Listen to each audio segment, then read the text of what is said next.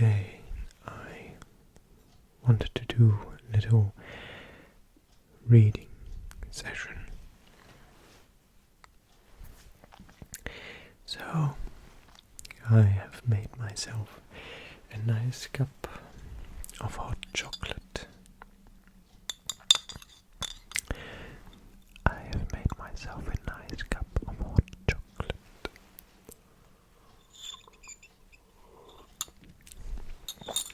Which is still a little bit too hot. But of late the leaves have started to fall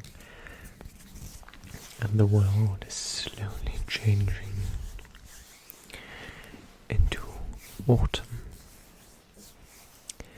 So it is time, I think, for The Hobbit by J.R.R. Tolkien. And I'm not quite sure which chapter I am going to read, but I was thinking on the chapter where the company of Thorin Oakenshield is in Lake Town. Because Lake Town, in my opinion, has always been a very, very nice little town. I don't know why, I just like the vibe of Lake Town. So, let's see. I believe it is chapter 10, A Warm Welcome. And it even has a little illustration of Lake Town. Take a look. See Lake Town and some barrels on the bridge and a boat there. So, in the film, or movie if you will, Lake Town is set in winter or early winter. At least it's cold and covered in snow and all of those things. Let me see, page 174. And because it is getting colder, I thought that Lake Town was a nice little chapter. So, my dear, you can do whatever you like. I was thinking on calling this a sort of study session with The Hobbit in the background. Or you could perhaps do something else. But imagine it like a sort of audiobook. Or as a bedtime story, only in the style of ASMR. And today I use my soft-spoken / whispering voice, which makes this sort of appropriate storytelling voice. And I will try not to read that quickly, so you can purely focus into the world that is Middle-earth. Let's see, real quick, if my chocolate is already cooled down a bit.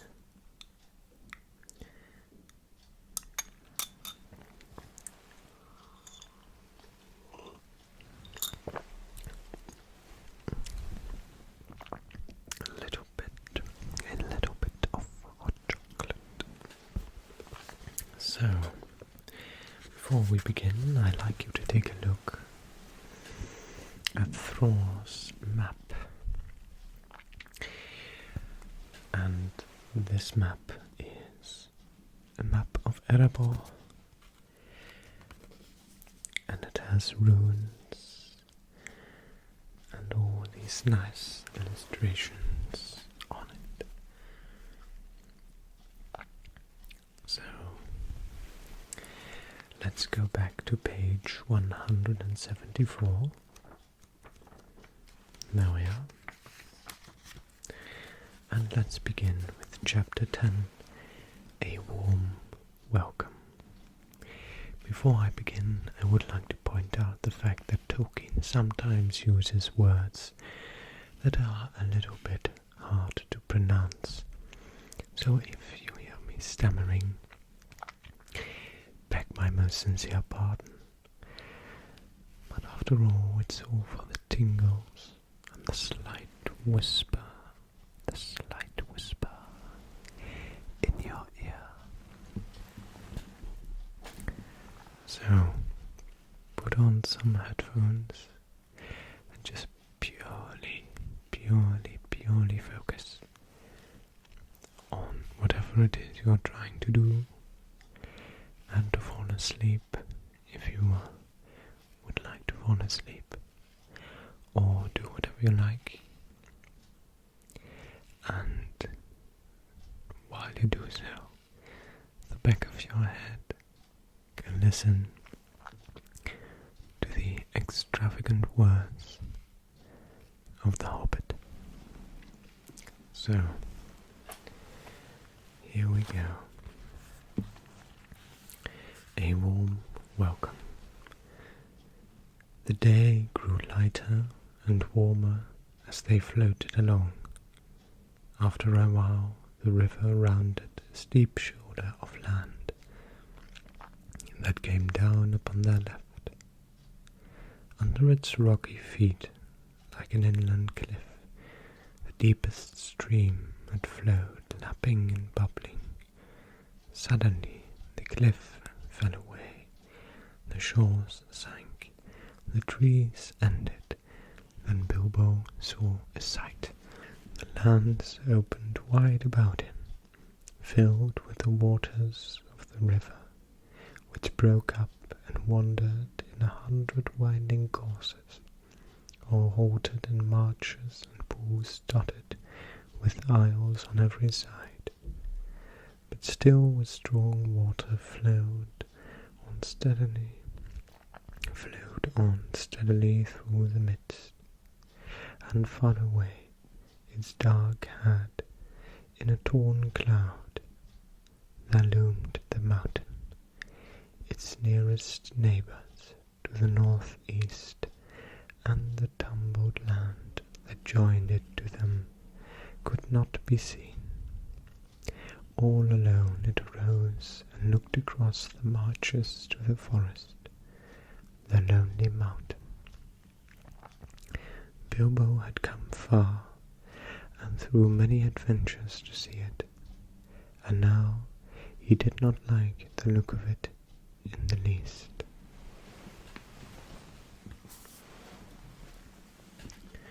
Let's try the chocolate, shall we?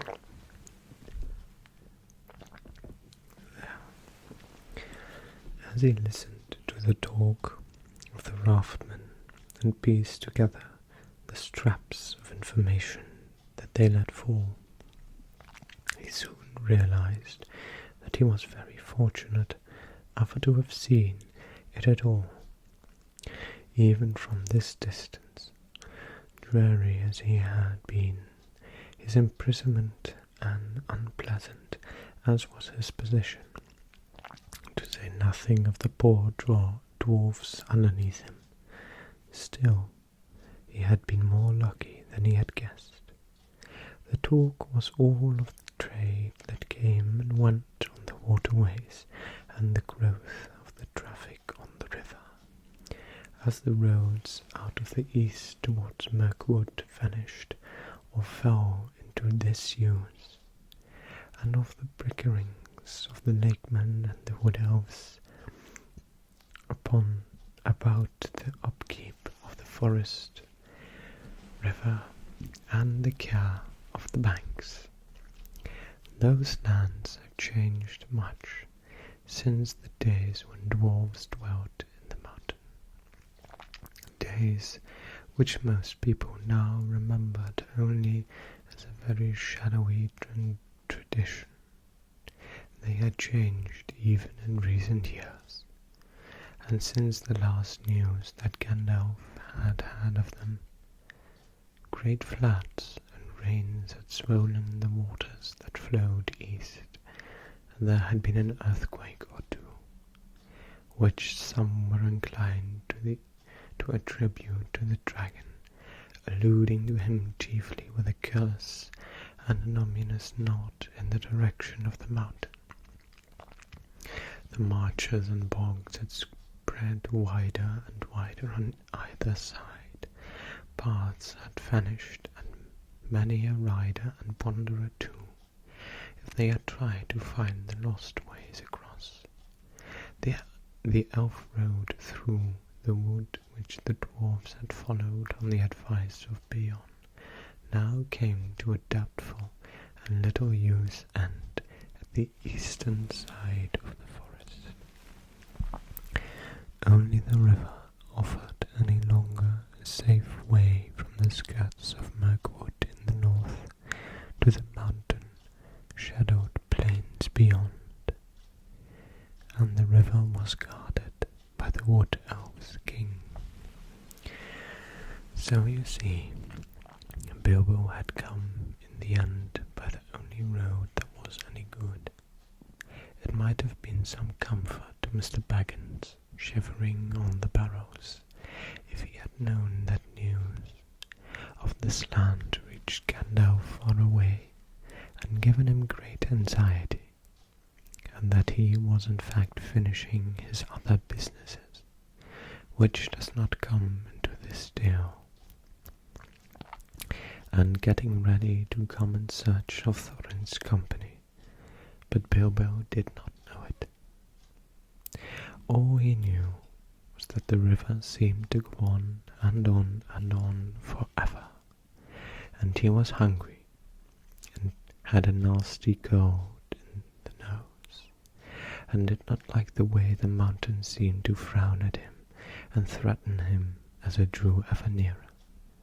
After a while, however, the river took a more southerly course, and the mountain receded again, and at last, late in the day, the shores grew rocky, the river gathered, and all its wandering waters together into a deep and rapid flood, and they swept along at great speed.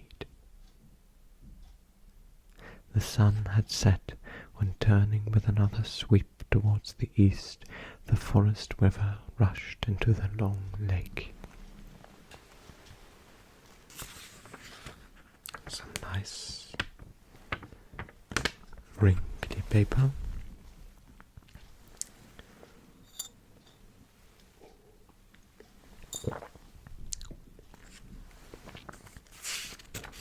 There it had a wide mouth, with stony cliff-like gates at either side, whose feet were piled with shingles. The long lake, Bilbo had never imagined that any water that was not the sea could look so big. It was so wide that the opposite shores looked small and far, but it was so long that its northerly end, which pointed towards the mountain, could not be seen at all. Only from the map did Bilbo know that away up there, where the stars of the Wain were already twinkling, the running river came down to the lake from Dale, and with the forest river filled with deep waters what must once have been a great, deep, rocky valley. At the southern end, the doubled waters poured out again over high waterfalls, and and ran away hurriedly to unknown lands. In the still evening air, the nose of the falls could be heard like a distant roar. Not far from the mouth of the forest river was the strange town he heard the elves speak of in the king's cellars. It was not built upon the shore, though there were a few huts and buildings there, but right out of the surface of the lake, protected from the swirl of entering the river by a promontory of rock which formed a calm bay. A great bridge made of wood ran out to the where on huge piles made of forest trees was built a busy wooden town. Not a town of elves, but of men, who still dared to dwell there under the shadow of the distant Dragon Mountain. They still throve on the trade that came up the great river from the south, and was carted past the falls to their town.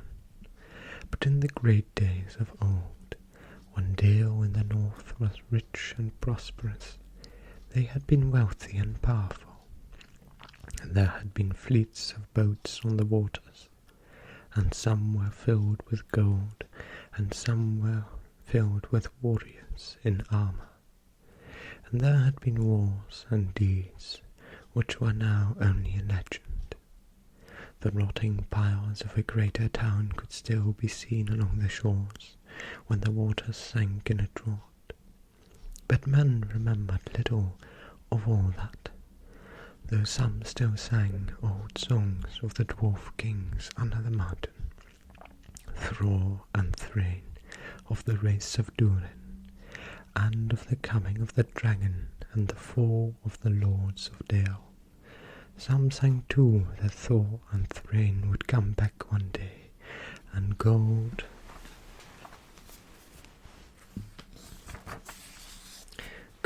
would flow in rivers through the mountain gates, and all that land would be filled with new song and new laughter.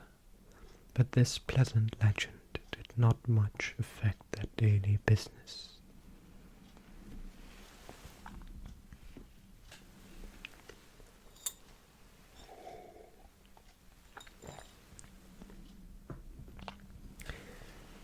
As soon as the raft of barrels came in sight, boats rowed out from piles of the town, and voices hailed the raft steerers.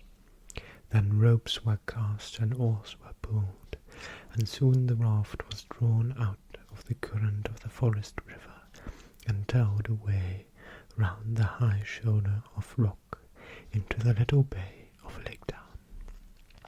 There it was moored not far from the shoreward head of the gate of the great bridge. Soon men would come up from the south and take some of the casks away, and others they would fill with goods they had brought to be taken back up the stream to the wood elves' home.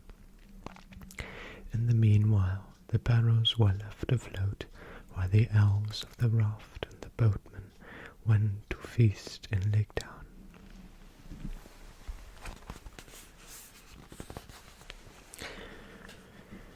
They would have been surprised if they could have seen what happened down by the shore. After they had gone and the shades of night had fallen, first of all a barrel was cut loose by Bilbo and pushed to the shore and opened. Groans came from inside, and out crept a most unhappy dwarf. Wet straw was in his draggled beard. He was so sore and stiff, so bruised and buffed that he could hardly stand or stumble through the shallow water to lie groaning on the shore. He had a famished and savage look, like a dog that had been chained and forgotten in a kennel for a week. It was Thorin, but you could only have told it by his golden chain, and by the colour of his now dirty and tattered sky blue hood, with its tarnished silver tassel. It was some time before he would be even polite to the Hobbit. "Well, are you alive, or are you dead?" asked Bilbo quite crossly. Perhaps he had forgotten that he had had at least one good meal more than the dwarves, and also the use of his arms and legs, not to speak of a greater allowance of air. "Are you still in prison, or are you free? If you want food, and if you want to go on this silly adventure, it's yours after all, and not mine. You had better slap your arms and rub your legs and try to help me get the others out while there is a chance." Thorin, of course, saw the sense of this, so after a few more groans he got up and helped the Hobbit as well as he could. In the darkness, floundering in the cold water, they had a difficult and very nasty job finding which were the right barrels.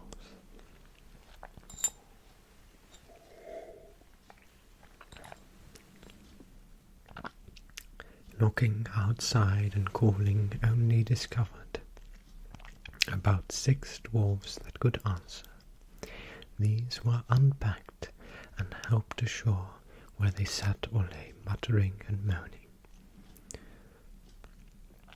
They were so soaked and bruised and cramped that they could hardly yet realize their release or to be properly thankful for it. Dwalin and Balin were 2 of the most unhappy, and it was no good asking them to help. Bifur and Bofur were less knocked about and drier, but they lay down and would do nothing.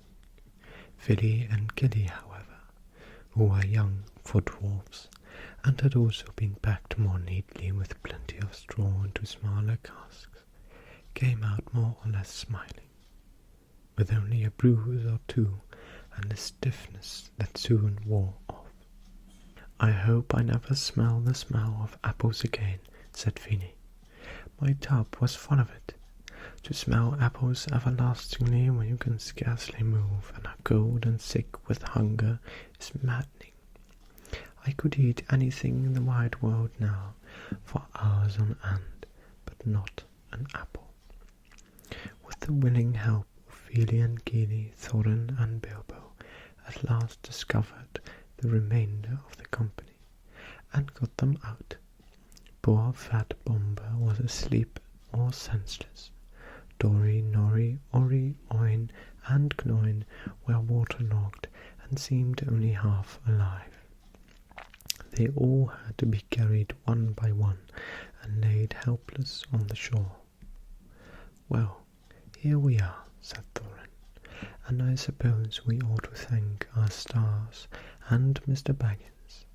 I am sure he has a right to expect it, though I wish he could have arranged a more comfortable journey. Still, all very much at your service once more, Mr. Baggins. No doubt we shall feel properly grateful when we are fed and recover. In the meanwhile, what's next?" "I suggest Lake Town," said Bilbo. "What else is there?"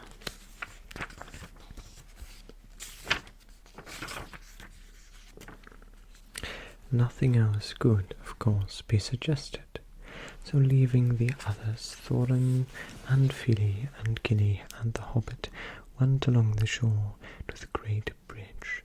There were guards at the head of it, but they were not keeping very careful watch, for it was so long since there had been any real need, except for occasional squabbles about river trolls. They were friends with the wood elves. Other folk were far away, and some of the younger people in the town openly doubted the existence of any dragon in the mountain, and laughed at the greybeards and gammers who said that they had seen him flying in the sky in their young days. That being so, it is not surprising that the guards were drinking and laughing by a fire in their hut, and did not hear the noise of the unpacking of the dwarves or the footsteps of the 4 scouts. Their astonishment was enormous when Thorin Oakenshield stepped in through the door.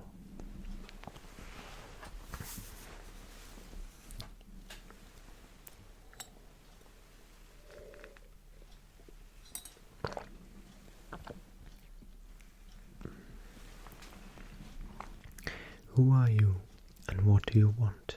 they shouted, leaping to their feet and groping for weapons.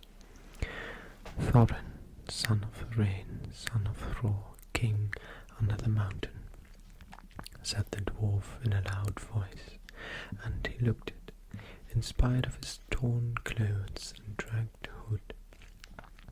The gold gleamed on his neck and waist. His eyes were dark and deep. "I have come back. I wish to see the master of your town." Then there was a tremendous excitement. Some of the more foolish ran out of the hut as if they were expected the mountain to go golden in the night, and all the waters of the lake turn yellow right away. The captain of the guard came forward. "And who are these?" he asked, pointing to Fili and Gilly and Bilbo. "The sons of my father's daughter," answered Thorin. "Fili and Gilly of the race of Durin, and Mr. Baggins, who has travelled with us out of the west." "If you come in peace, lay down your arms," said the captain. "We have none," said Thorin, and it was true enough. Their knives had been taken from them by the wood elves, and the great sword Orcrist too. Bilbo had his short sword, hidden as usual, but he said nothing about that. "We have no need of weapons. We'll return at last to our own as spoken of old, nor could we fight against so many. Take us to your master." "He is at feast," said the captain. "Then all the more reason for taking us to him. Burst in, Fili, who was getting impatient at all these solemnities. "We are worn and famished after our long road, and we have sick comrades. Now make haste, and let us have no more words, or your master may have something to say to you."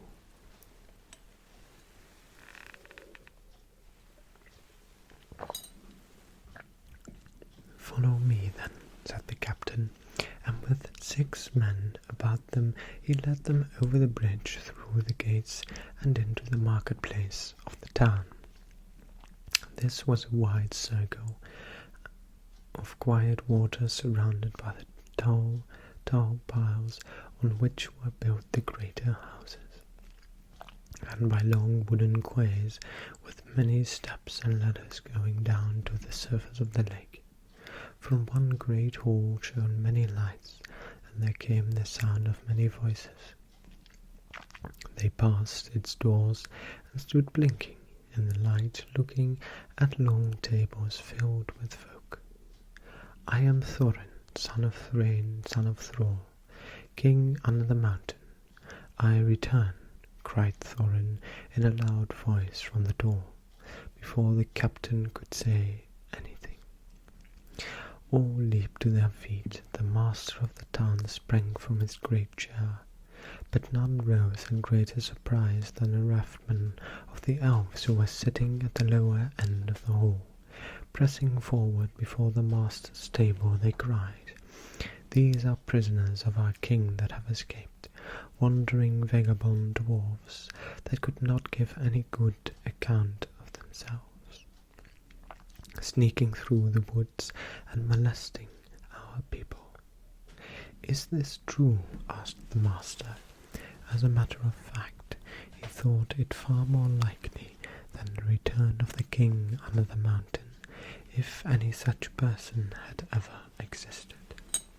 "It is true that we were wrongfully waylaid by the elven king and imprisoned without cause, as we journeyed back to our own land, answered Thorin. But lock nor bar may hinder the homecoming spoken of old, nor is this town in the wood elves' realm. I speak to the master of the town of men, of the lake, not the raftmen of the king.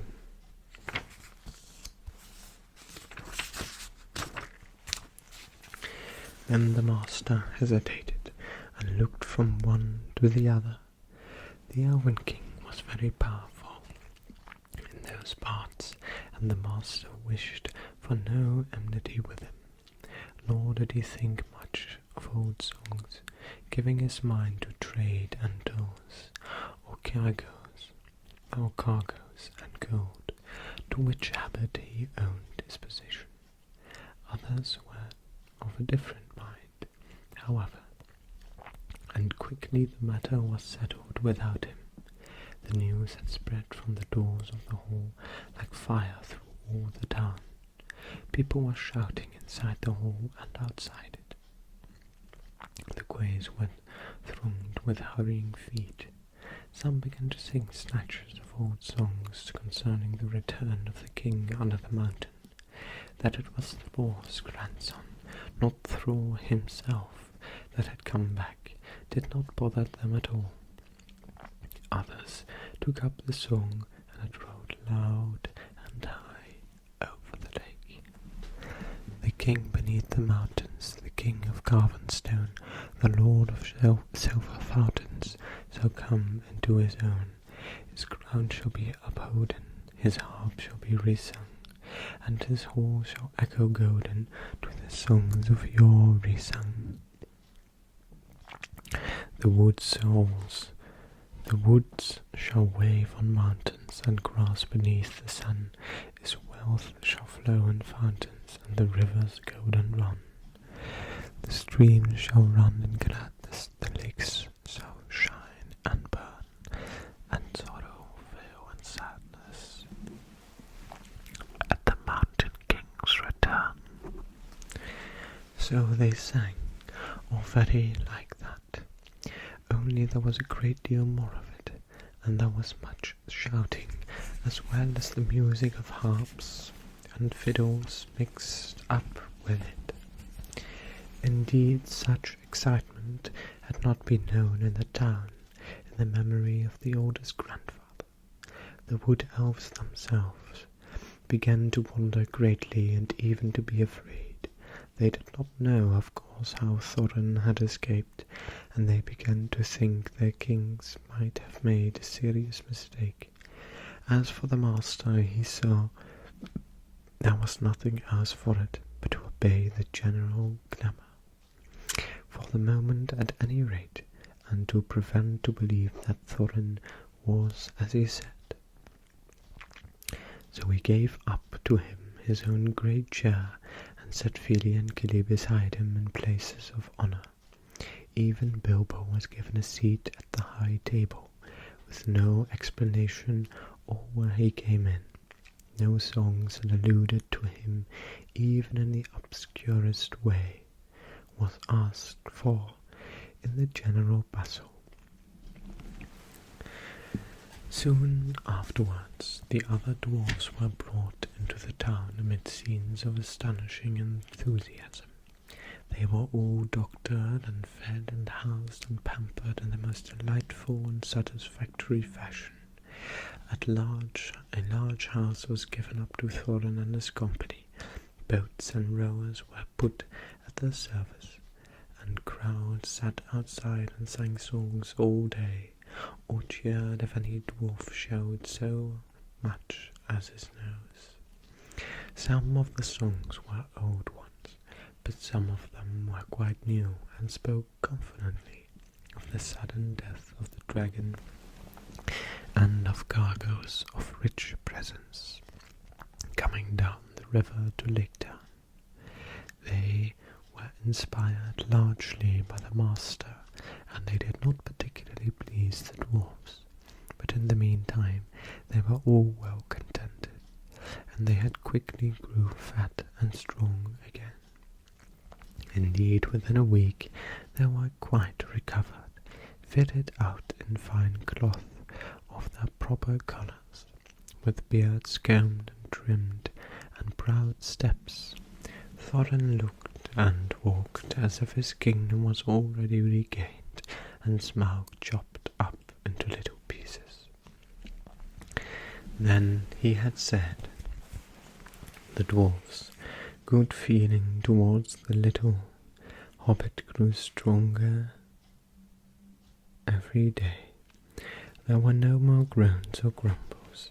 They drank his health, and they patted him on the back, and they made a great fuss of him, which was just as well, for he was not feeling particularly cheerful.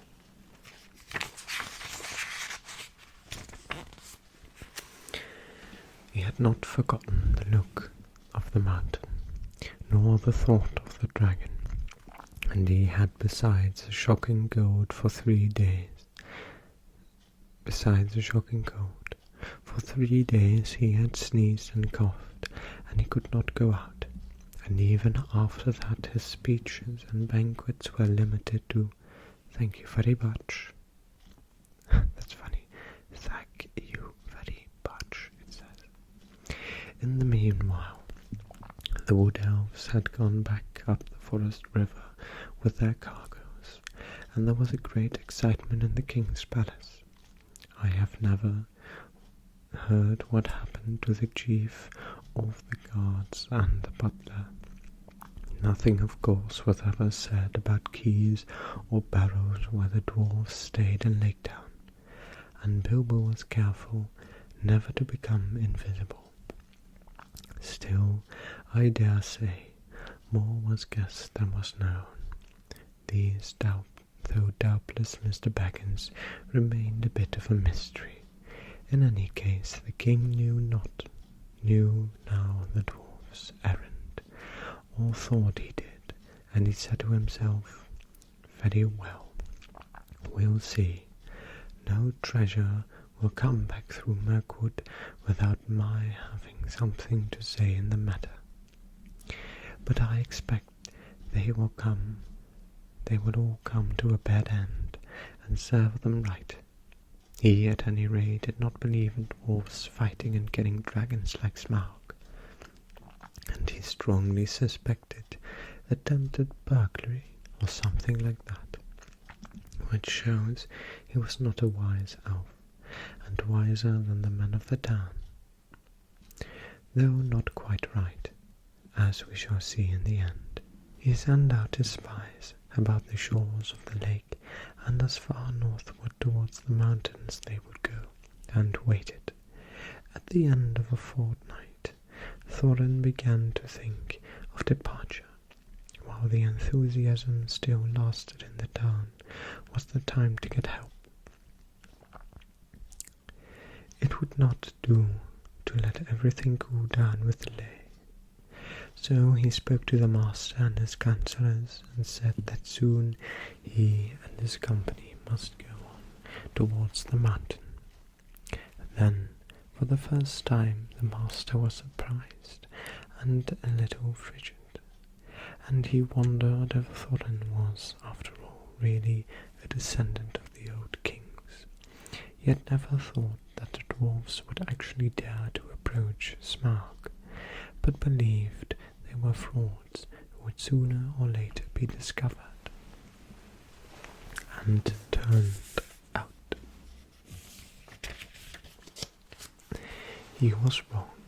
Thorin, of course, was really the grandson of the king under the mountain, and there was no knowing what a dwarf would not dare and do for revenge of the recovery of his own. But the master was not sorry at all to let them go. They were expensive to keep, and their arrival had turned things into a long holiday in which business was at a standstill. Let them go and bother Smaug, and see how he welcomes them, he thought. Certainly, O Thorin Thrain's son, Thror's son, was what he said. You must claim your own. The hour is at hand, spoken of old. What help we can offer shall be yours, and we trust your gratitude when your kingdom is regained. So one day, although autumn was now getting far on, and the winds were cold and leaves were falling fast, 3 large boats left Lake Town, laden with rowers, dwarves, Mr. Baggins, and many provisions. Horses and ponies had been sent around by circus paths to meet them at the appointed landing place. The master and his councillors bade them farewell from the great steps of the town hall that went down to the lake. People sang on the quays and out of the windows. The white oars dipped and splashed. And off they went, north, up the lake, on the last stage of their long journey. The only person thoroughly unhappy was Bilbo.